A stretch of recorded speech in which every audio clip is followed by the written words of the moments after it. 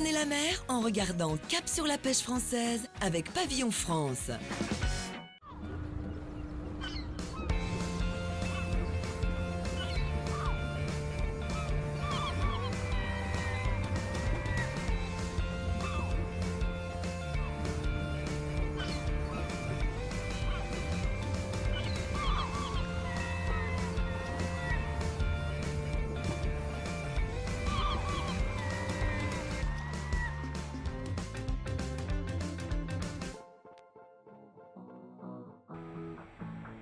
Cette semaine, direction l'Hérault pour découvrir la criée d'Agde.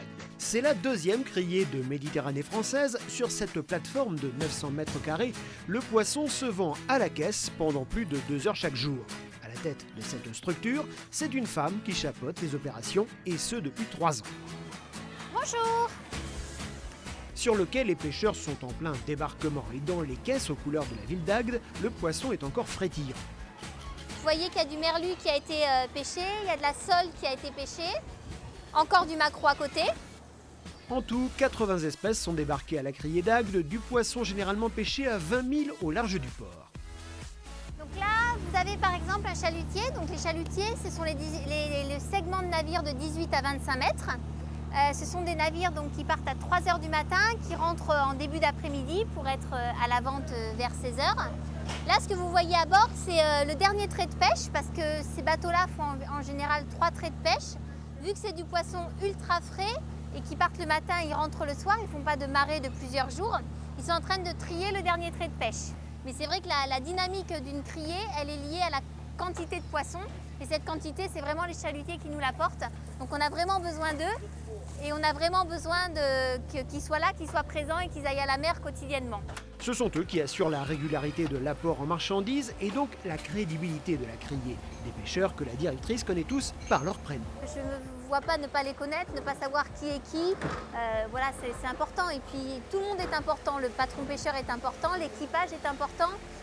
C'est comme moi, voilà, moi je suis un chef d'orchestre, mais si j'ai pas des bons musiciens, il n'y a rien qui fonctionne. Il faut vraiment, je pense, connaître les uns et les autres pour essayer de composer ensemble la plus belle musique qui soit. Elles ne sont que 2 femmes en France à diriger ces entreprises, très masculines, une singularité qu'elles préfèrent faire oublier. J'ai embarqué sur la plupart des bateaux de pêche ici. Je pense que c'est ce qui fait qu'ils ne me voient pas non plus comme une femme, mais comme vraiment la directrice de la criée. C'est un milieu de résultats, donc si tu n'as pas de résultats, si tu ne travailles pas bien, que tu sois un homme ou une femme, ils te le diront. Après, moi, au quotidien, je ne pense pas que je suis la seule femme ici, loin de là, donc je ne réfléchis pas à ça. 85% de la marchandise provient des chalutiers du port, les 15% restants sont capturés par des bateaux beaucoup plus modestes, on les appelle les petits métiers. Les petits métiers, c'est un segment de navires qui font moins de 18 mètres. En Méditerranée, il y en a énormément. On a une grosse flottille de petits métiers et essentiellement entre 8 et 12 mètres. Eux, ils ont le droit de sortir 7 jours sur 7 parce qu'avec une unité de 8 mètres, vous pensez bien qu'ils sont très sujets à la météo. Eux, ils vont travailler pendant une période, ce qu'on appelle le pointu, donc, ce qui est un escargot, qui est un murex. Pendant une autre période de l'année, ils vont aller travailler, ils vont aller placer les sols et les turbotières pour travailler du poisson plat. Donc c'est maintenant la période. Après, ils vont aller travailler ce qu'on appelle la nasse changeante, le roux-doudou. Ici, on appelle ça, c'est une sorte de petit bigorneau pour vous donner une idée. Donc voilà, ça va être vraiment très axé sur la saison, sur la saisonnalité. Et ils vont faire un tas de métiers différents. Sur les quais, des bas, des filets, des casiers, car la technique de pêche sur ces navires évolue tout au long de l'année. Voilà, un bateau typique, vous avez du filet qui est prêt pour aller pêcher, avec un armement, voilà, une roue à l'avant. Donc ça, c'est typiquement le petit métier polyvalent de Méditerranée. Et les produits pêchés sont généralement à forte valeur ajoutée, à destination du marché français et italien. Il y a des espèces de poissons, par exemple les coquillages ou certains poissons spécifiques qui ne sont pêchés que le marché est alimenté que par les petits métiers. Quand c'est la période des dorades, ils font des jolis bords de dorades. Voilà, c'est très important. Ils amènent une plus-value très importante au niveau de la criée. 18 petits bateaux sont stationnés à la criée d'Agde, mais au total, 80 navires de différents ports peuvent débarquer ici leur capture du jour. C'est le département de l'Hérault qui est propriétaire du sol de la criée. La collectivité investit lourdement dans la réhabilitation du centre et finance en partie l'agrandissement de 300 mètres carrés prévu pour fin 2014. Ça fait partie de notre patrimoine. Derrière, il y a des hommes et des femmes qui exercent un métier dur. Il y a des familles, il y a une économie. Et notre volonté, c'est de maintenir l'emploi, de maintenir cette filière, car nous comptons beaucoup sur cette filière qui fait partie de l'image du département de l'Hérault. Parmi les innovations auxquelles s'attelle la criée, il y a la diversification. En s'agrandissant, la structure sera bientôt capable de racheter une part des invendus pour les stocker et pourquoi pas les transformer directement sur place en filets. Un poisson, quand il arrive en dessous de son prix disons un prix de retrait du poisson, il ne peut pas être vendu plus bas. Donc s'il tombe en dessous de ce prix-là, ce produit est jeté. Il est détruit, il doit être impérativement détruit. Et le pêcheur, si vous voulez, touche une aide d'Europe sur le prix du retrait et la quantité. Nous, ce qu'on veut, c'est avoir la possibilité de pouvoir la racheter, mais pas au prix de retrait, mais l'acheter un peu plus haut, travailler ce poisson, le congeler, et trouver après des filières de manière à le commercialiser. Un principe déjà courant sur la côte atlantique, mais novateur en Méditerranée, car c'est la seule sur la côte méridionale à être homologuée aux normes sanitaires européennes. 16h, la vente va bientôt commencer, les pêcheurs ont fini de débarquer leurs marchandises. Alors, le produit, il est débarqué par le chalutier ou les bateaux. Il est amené ici par les pêcheurs, il est stocké en chambre froide. Là, on va rentrer dans une atmosphère en froid positif, mais à 4-5 degrés. Bonjour Serge. Bonjour. Le poisson est ensuite identifié par l'eau sur un ordinateur. Ici, vous avez l'écran de réception. Donc ça, c'est une personne de la criée qui s'occupe de ça, qui réceptionne le produit et qui va rentrer le nom du bateau et le nombre de bacs. Une étape très importante qui permet de quantifier les débarquements du jour et donc d'estimer le prix de chaque espèce pour chaque taille. Après avoir été enregistré ici, le poisson il est stocké en chambre froide. Donc, et il est vendu par ordre d'arrivée. Première arrivée, premier vendu. Ça peut avoir parfois une influence sur les cours. Et après, il est mis sur un rail. Donc tout ça, c'est en rouge, c'est l'équipe de la criée. Et ça passe en salle de vente. On va aller voir la salle de vente. Entre 6 et 10 tonnes de poissons transitent ici chaque jour, avec un peu plus de 200 jours de vente par an. Au total, 1500 tonnes de marchandises sont vendues chaque année. Aujourd'hui, une vingtaine de marailleurs sont venus faire leurs courses. La vente se fait caisse par caisse, contrairement aux criées de la côte atlantique, où les acheteurs peuvent observer chaque bac de poissons. Sur la chaîne de vente, il y a plusieurs acteurs qui sont importants. Le premier, c'est la personne qui est en rouge, qu'on appelle la balance, vulgairement. Il positionne les bacs sur la balance et il attend que ce soit passé au vert pour pousser le bac.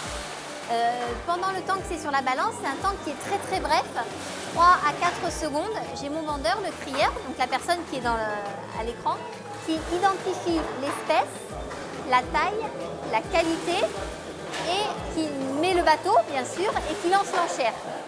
Et ici, on utilise la méthode de l'enchère descendante, c'est-à-dire que le prix descend au fur et à mesure de la vente. C'est le vendeur qui estime que ce bac-là, il doit partir par exemple à 2,50 € et qui va estimer que l'enchère de départ doit être 2,80 €.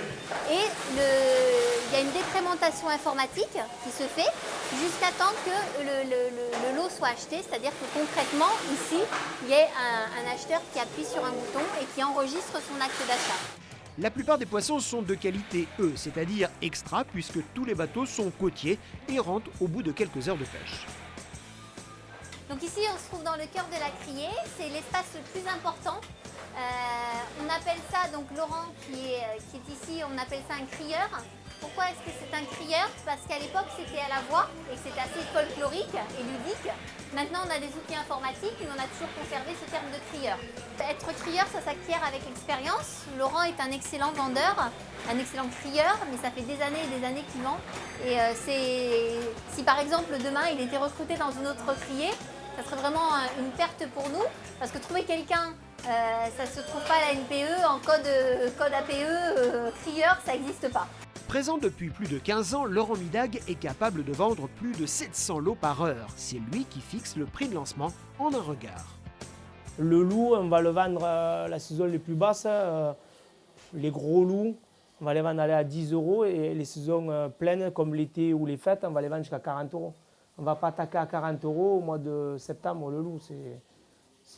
Voilà, chaque espèce a plus ou moins un prix de base. Après, tout dépend des saisons, tout dépend des apports et tout dépend de la demande surtout. C'est le crieur qui joue le rôle d'arbitre entre les pêcheurs et les acheteurs. Et comme sur un terrain de football, il est souvent pris à partie. Moi, je suis passionné, c'est ce que moi, le poisson, c'est depuis toujours et je fais ça vraiment avec amour. Donc, quand une vente quand ça ne se vend pas, je le prends à cœur et je ne suis pas de bonne humeur. Puis avec les acheteurs, si vous voyez, ça crie pas mal, donc on s'engueule. Les quelques 1000 lots de la journée continuent ensuite leur chemin jusqu'au conditionnement. Donc là, on se trouve dans la zone du carreau. Vous voyez le produit qui arrive, qui a été acheté, sur lequel figure donc une étiquette avec la traçabilité complète de chaque lot. En fonction de l'acheteur, en fait, l'équipe de la criée va répartir les bacs dans les différents endroits. Et à la fin de la vente, les acheteurs vont donc récupérer leur pile de bacs et les faire sortir, donc marche en avant du produit, vers le parking et les embarquer au niveau des camions. Certains poissons étaient pêchés il y a quelques heures, donc il y a moins de 1 à 2 heures, ils passent en vente. Donc ça arrive très souvent qu'il y ait des poissons encore vivants. Agrandir la criée pour travailler plus vite, fidéliser les marailleurs, la directrice a de nombreux projets pour rester compétitif.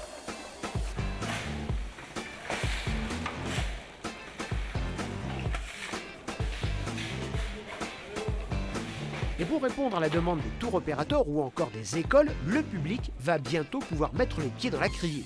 On va permettre aux touristes de venir visiter en toute sécurité, via un trajet sécurisé, de venir voir ce qu'est un débarquement de poissons, de venir voir ce qu'est une halle à marée, puisqu'on a énormément de demandes à laquelle on ne peut pas répondre à l'heure actuelle.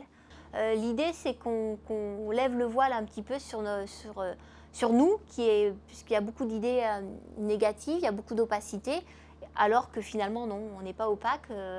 On a une traçabilité qui est exemplaire, on a des professionnels qui se lèvent tous les matins de très bonne heure pour aller travailler. On est là pour essayer de valoriser le produit, donc on n'a rien à cacher, on n'a pas à rougir de ce qu'on fait. Sur le parking, les camions s'apprêtent à partir. Là, par exemple, vous voyez Massimo, qui est un acheteur qui achète pour l'Italie. C'est un de nos plus gros clients. En termes de répartition en chiffre d'affaires, on a à peu près 30% de nos produits qui partent directement sur l'Espagne, 30% de nos produits qui partent directement sur l'Italie, donc comme par exemple là. Nous avons 20% de nos produits qui sont vendus à des marailleurs français, donc des grossistes français. Et après, on a 20%, les 20% restants, qui sont ce qu'on appelle, sans aucune... c'est pas du tout péjoratif, les petits porteurs. Ce sont les poissonneries et les grandes et moyennes surfaces qui achètent à la criée d'Agde. En 2012, la criée d'Agde a affiché un chiffre d'affaires de 4 700 000 €. J'ai été ravie de vous accueillir sur le port départemental du Gros d'Agde. J'espère que vous verrez le poisson dans votre assiette sous un autre œil. Et je vous dis à bientôt sur notre port, sur le port d'Agde. La semaine prochaine, nous découvrirons le bassin de Thau, une lagune fertile où les pêcheurs sont aussi conchyliculteurs.